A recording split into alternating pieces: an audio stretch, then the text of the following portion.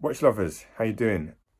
I do want to do a quick watch check, and of course, what else would I be wearing right now apart from my Rolex Submariner Date Black? Yeah, I'm really enjoying using the watch so far. It's been everything I thought it would be. I think the watch finder last week put out a video talking about, oh, should you go for a Grand Seiko if you can't get your Rolex Submariner?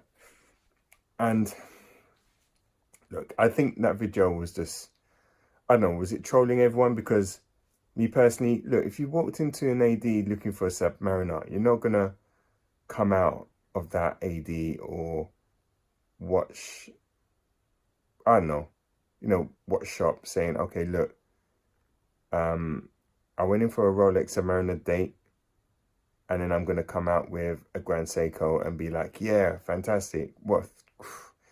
Yeah, it costs £600 less. Wow, brilliant. No, you're not. You're just going to be like, what the hell did I do? So during the appointment to buy my Rolex, I had a chat with the guy that was selling me the watch. Really, really top guy. I'll talk about that another day. But one of the things I asked him, and one of the most pertinent questions I think I asked him, was on Rolex safety. Now, this week, funny enough, there's been, I think there's been a couple of topical videos put out by relatively well-known now YouTubers. One sort of YouTube channel being Bark and Jack, another being Paul Thorpe.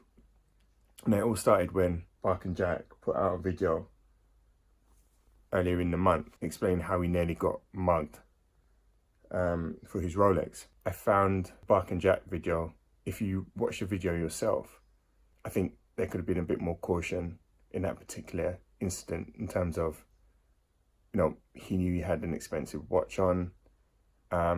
Did he take every precaution he could to avoid getting into any kind of situation? In that particular instance, I don't think he did. But then he kind of went on to say that, he's had in 10 years of wearing fine watches, that's the only incident that he's had. The message that I sort of got from that video was, look, you've got a Rolex on, be vigilant, but it doesn't necessarily mean that you are going to be mugged 100%. But yeah, still be careful. And I thought that was fair enough. Then the reply came from Paul, and he had an entirely different view. Bark and Jack, yeah, probably did give the impression that, yeah, you're relatively safe wearing a Rolex as long as you're sort of vigilant.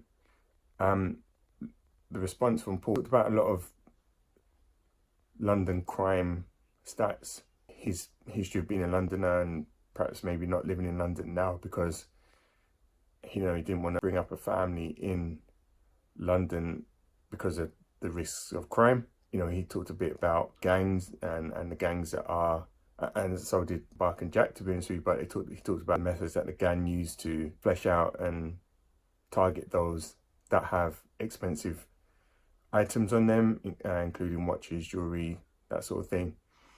But I think that was a much stronger video in terms of, yeah, if I'm being honest, I felt a bit worried, after watching that video. I just kind of felt that it came from a much more severe angle than the video that Bark and Jack did. Both guys have very valid points.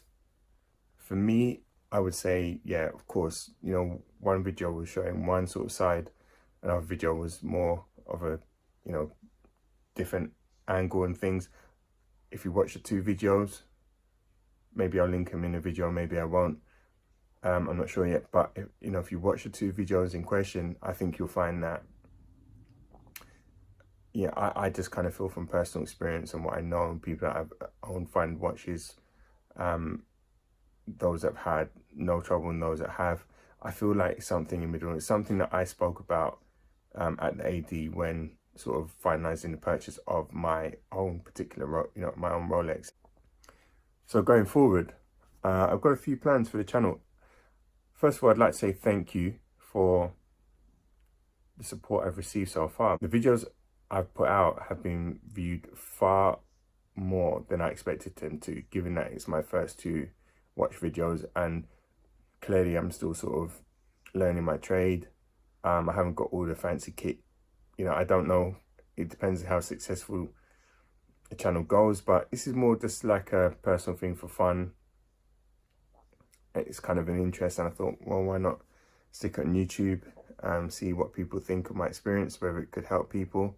But yeah, going into that, you know, the videos I want to do going forward would be I think the next one would be the Rolex Submariner date review.